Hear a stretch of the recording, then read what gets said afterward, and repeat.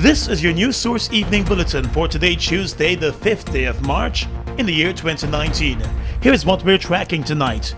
Opposition leader Barrett Jagdeo has responded to the president's invitation for them to meet to discuss the hosting of elections and funding for the elections. But Mr. Jagdeo has put forward a number of demands that he wants met before the meeting could take place. The meeting is scheduled for tomorrow, the 6th of March, at the president's office. In his response letter, Mr. Jagdeo said he will only attend the meeting and commit the opposition to supporting the extension of the government if the president agrees to his demands. Jagdeo wants the date for the elections to be before the 30th of April. That date marks the expiration of the current voters list. In addition, the opposition leader wants the president to consider his demand for the state corporations and regional democratic councils not to issue any new contracts after March 21, and for no new agreements, loans, grants, land leases, or any similar agreements to be issued. He also wants the president to not abuse state resources for partisan activities or purposes, and for there to be access to the state media by all political parties. Jagdeo said once the government agrees to his proposals, then the parliamentary opposition will lend its support to ensuring there is a two-thirds majority for an extension of the period for the hosting of elections after a successful no-confidence vote. He also wrote that he believes that his proposal to hold the regional and the national elections by the 30th of April is reasonable and feasible. The opposition leader said once his proposal finds favor with the government, then he will be willing to meet with the president tomorrow at 11 o'clock. The government has not yet responded in a formal way to the Jagdeo proposals. The Constitution caters for elections to be held within 90 days of the passage of a no-confidence motion, or at a time agreed to by two-thirds of the National Assembly. The Guyana Elections Commission has already stated that it cannot hold elections within that 90-day period, which expires on March 21. The Commission has also said the earliest date by which it could host elections will be in the month of July. More news in a moment. GBTI is your Guyanese bank, a bank that understands every customer's unique needs, opportunities, challenges, and financial concerns. At GBTI, we see you for you. Whether you're buying a new home or car, planning your next vacation or retirement, saving for your child's future, or whether you're ready to take that bold step of investing in your dream business idea, we are with you every step of the way. We hear your stories and watch you focus on your dreams as we share your aspirations. We are more than just banking. We are a family. We are part of your community. Our commitment extends way beyond the walls of our branches and is demonstrated every day in the opportunities we provide to our individual and business customers. The support, time, and commitment we give back to communities across Guyana to help improve the lives of our Guyanese families. Because we see Guyana through your eyes.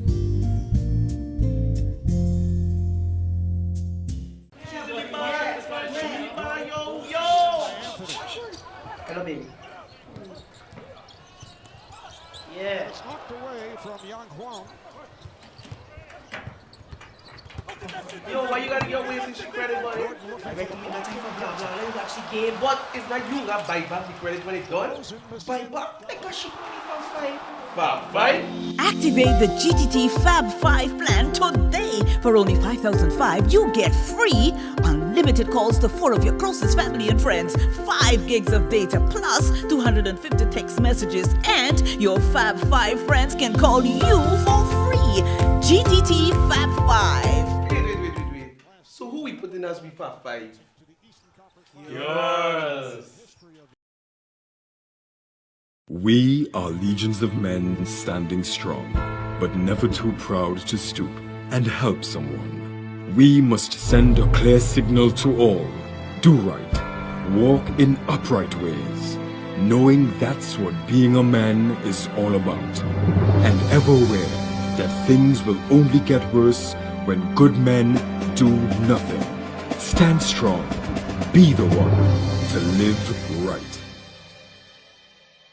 Welcome back. Well, for the second week, opposition-nominated members of the Guyana Elections Commission walked out of a meeting of the commission over elections preparations. The three commissioners, Bibi Shadiq, Robeson Ben and Says Gunraj, left the meeting early today as they preferred that the issue of discussion be more about preparations for elections. Commissioner Robeson Ben said the primary reason for the opposition members aborting the meeting was the provision of information, that it was the chairman of the Elections Commission who gave the direction for ads to be published in the newspapers for vacancies associated with house-to-house registration. Later down under any other business, when the Secretariat was making report, the DCO said the directions for the placement of the ads were given by the chairman. I objected. I said this should not happen, that the chairman's power and activities in the public and even there arises from the decision of the commission.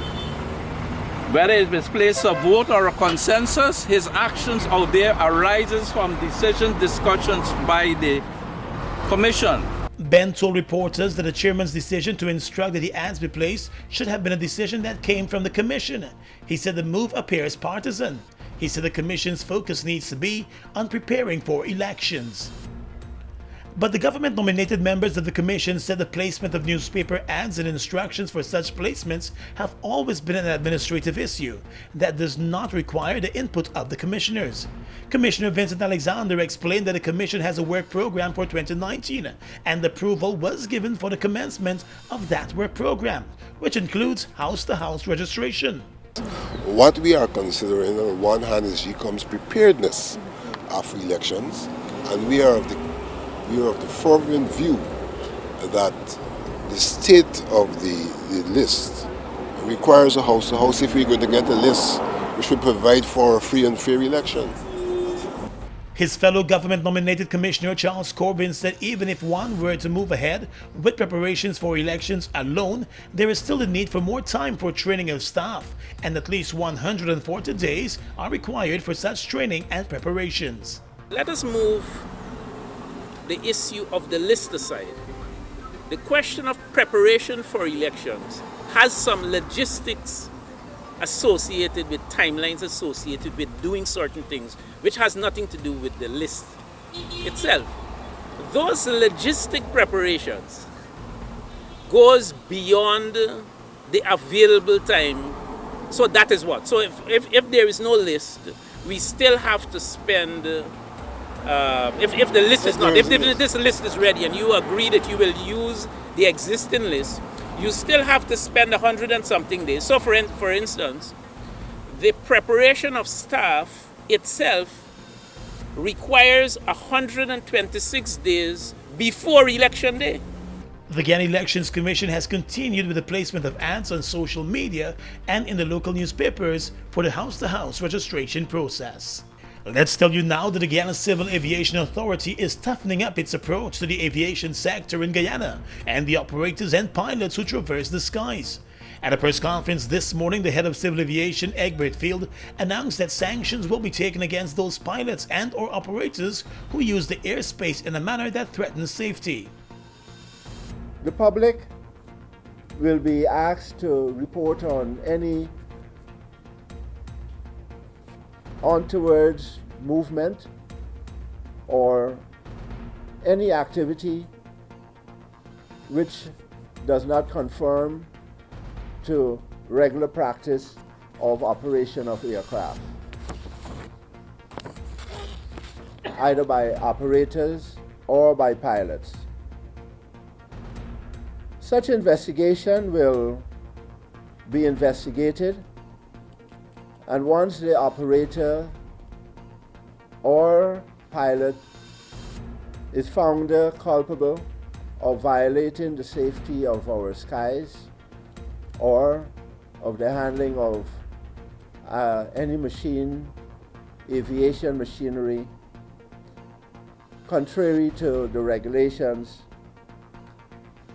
I will use the powers bestowed on me in the law, including our recently approved Civil Aviation Act, to apply sanctions.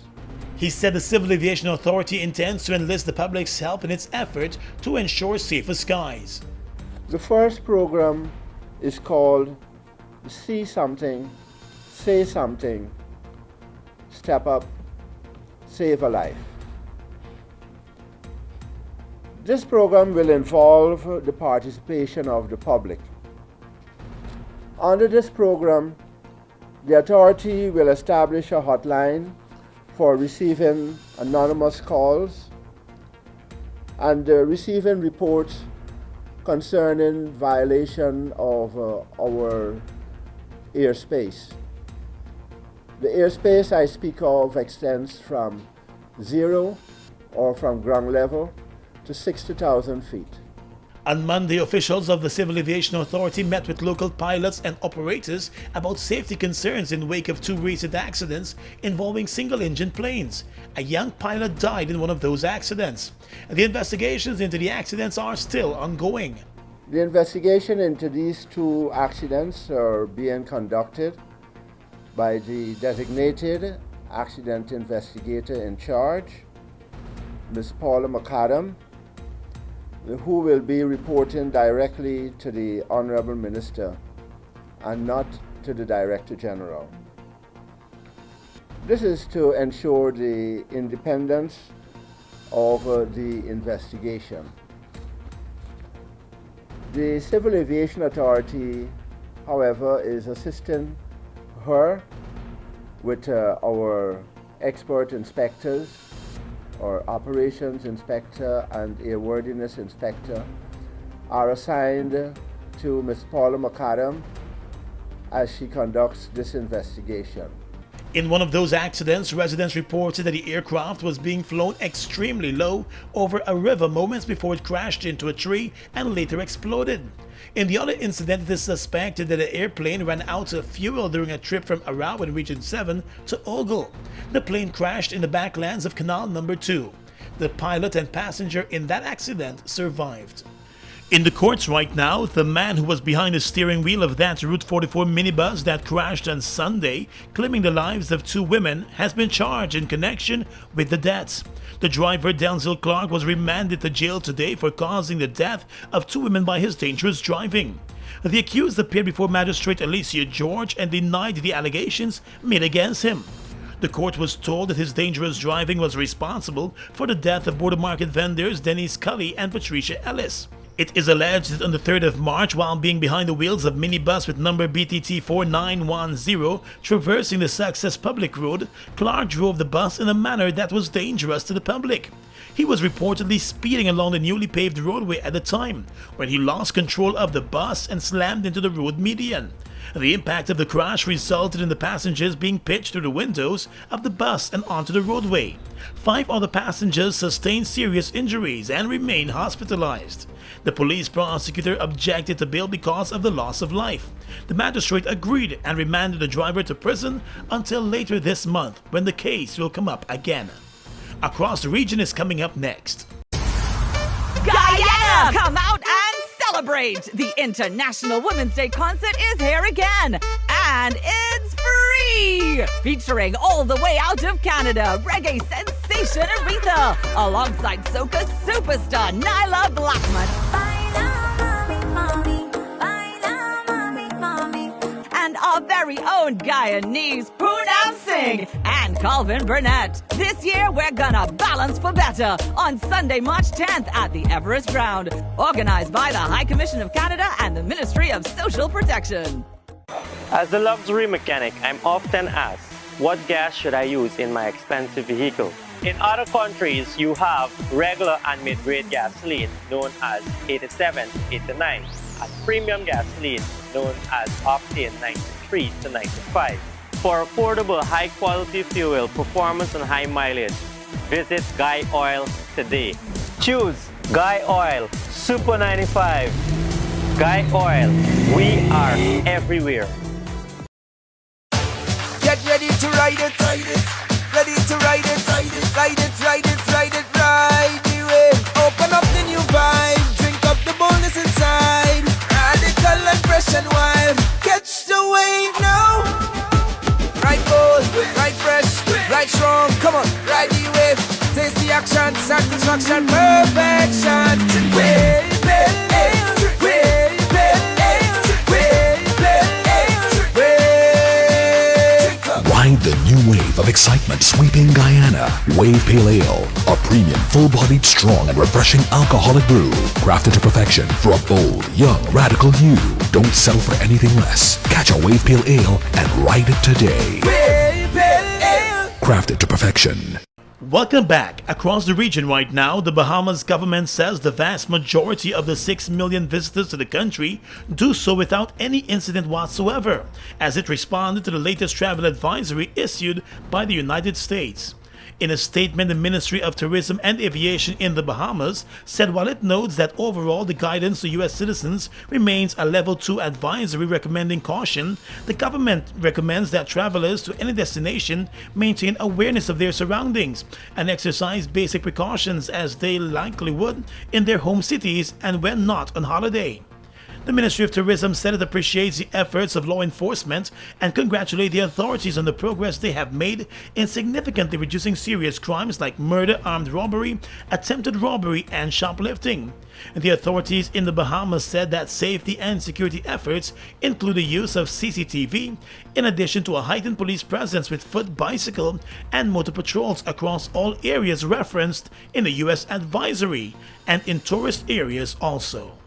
Antigua's Prime Minister Gaston Brown says efforts are being made to get the governments of at least 4 Caribbean countries to purchase shares within the financially strapped regional airline Liat.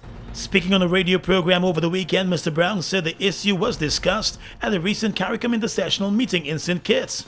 The major shareholders of the airline are Barbados, Antigua and Barbuda, St. Vincent and the Grenadines, and Dominica. And Brown said that there are plans to encourage the governments of St. Kitts, Nevis, St. Lucia, Grenada, and Guyana to become shareholders. And finally tonight, international news. A British patient's HIV has become undetectable following a stem cell transplant, in only the second case of its kind, doctors report in Nature. The London patient who was being treated for cancer has now been in remission from HIV for 18 months and is no longer taking HIV drugs. The researchers say it is too early to say that the patient is cured of HIV. Experts say the approach is not practical for treating most people with HIV, but may one day help to find a cure. The male London patient, who has not been named, was diagnosed with HIV in 2003 and advanced Hodgkin's lymphoma in 2012. He had chemotherapy to treat the Hodgkin's cancer, and in addition, stem cells were implanted into the patient from a donor resistant to HIV, leading to both his cancer and HIV going into remission. Researchers from the University College London, Imperial College London, Cambridge, and Oxford universities were all involved in the case. And that's your News Source Evening Bulletin for tonight. I'm Gordon Mosley, reporting.